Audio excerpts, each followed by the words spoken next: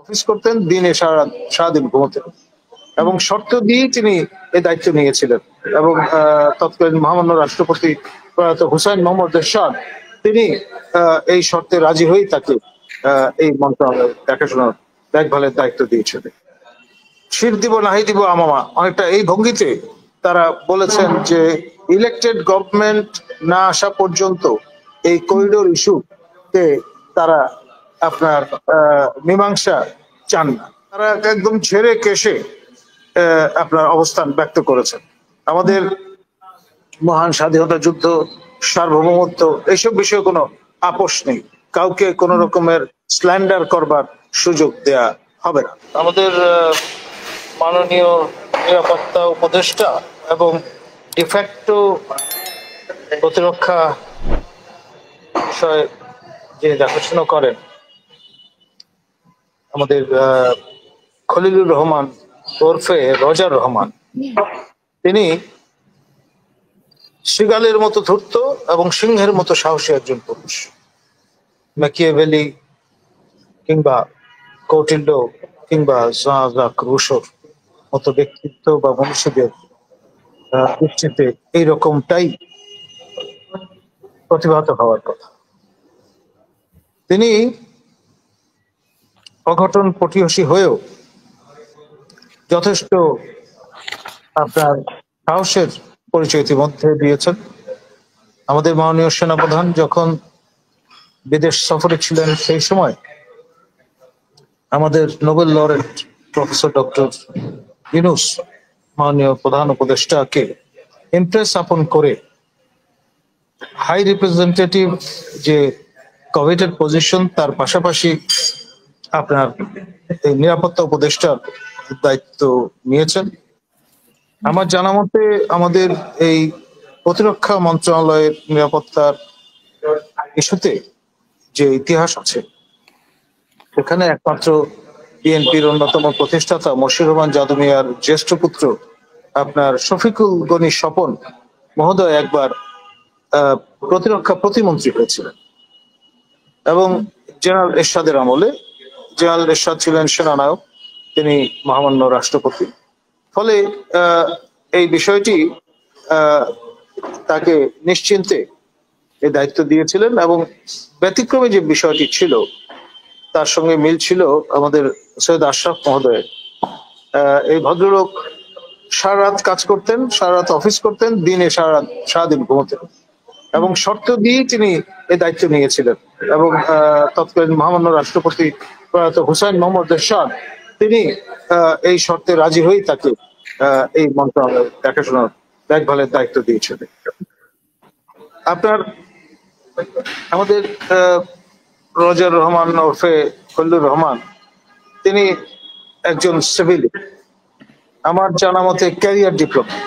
তিনি বাংলাদেশ ফরেন সার্ভিসের একজন নিম্ন সারির জনকৃতক হিসেবে দায়িত্ব পালন করতে করতে বিভিন্ন ইউএন অ্যাসাইনমেন্টে বিভিন্ন অঙ্গ প্রতিষ্ঠানে তিনি কাজ করেছেন লম্বা সময় ধরে এবং তার যে সোশ্যাল ক্যাপিটাল সেটি কাজে লাগিয়ে তিনি জাস্টিস লতিফুর রহমান মহোদয়ের শাসনামলে চিফ অ্যাডভাইজার্স অফিসে মোতায়েন হয়েছিলেন এবং আমাদের সৌভাগ্য হয়েছিল জাস্টিস লতিফুর রহমানের দপ্তরে হাজির হবার, তার সঙ্গে একটি সৌজন্য সাক্ষাৎ করবার।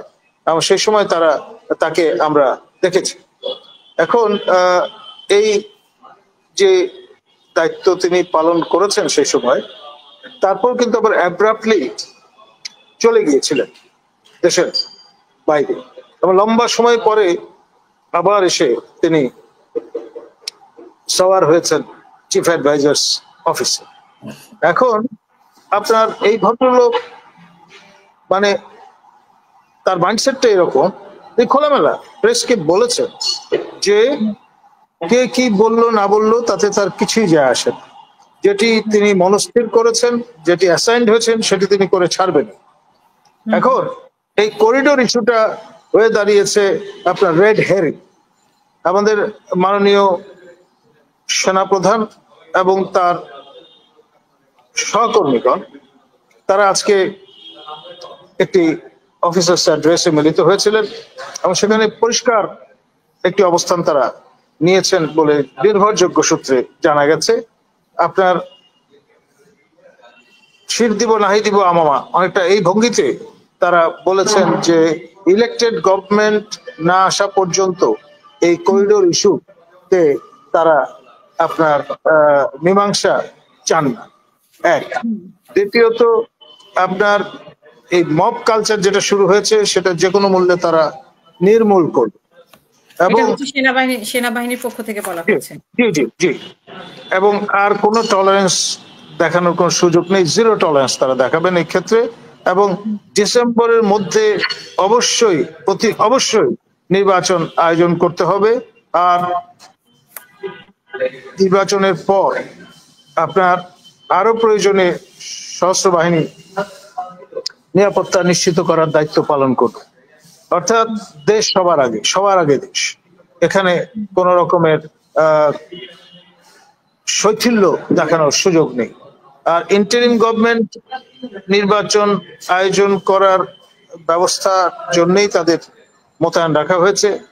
তাদের অন্য কোনো লং টার্ম ইস্যুতে মাথা ঘামানোর কোনো প্রয়োজন আছে বলে তারা মনে করেন না।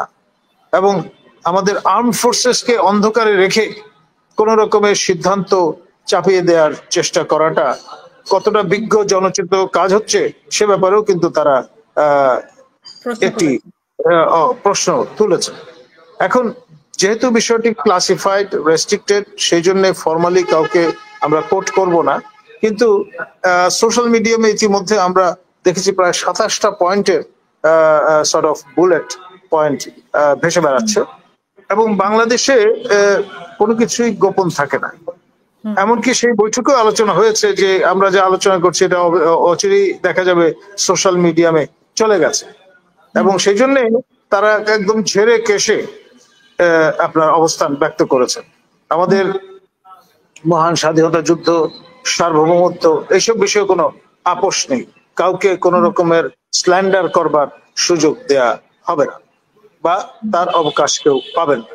এই সব বিষয়গুলো নিয়েও কিন্তু তারা বিস্তৃত আলোচনা করেছেন। এবং মজার ব্যাপার হচ্ছে আমাদের এই সেনা সমাবেশের পরে আপনার আমাদের মাননীয় নিরাপত্তা উপদেষ্টা রজার ওরফে খলিলুর রহমান এবং তার সহকর্মী আমাদের সবার পরিচিত শফিক মহোদয়, যিনি স্পোকসম্যান, তিনি তাকে পাশে রেখে লাইভ প্রেস কনফারেন্সে যুক্ত হয়েছেন এবং তার মতো করে অসাধারণ ধূর্ততার সঙ্গে তিনি ব্যাখ্যান হাজির করবার চেষ্টা করেছেন যে যা কিছু বলা হচ্ছে তা সঠিক নয় এবং কারোর সঙ্গে এই করিডোর বিষয়ে তাদের কোনো আলোচনা হয়নি। মানে একেবারে যাকে বলে 180 ডিগ্রি সমস্ত বা ডিগবাজি।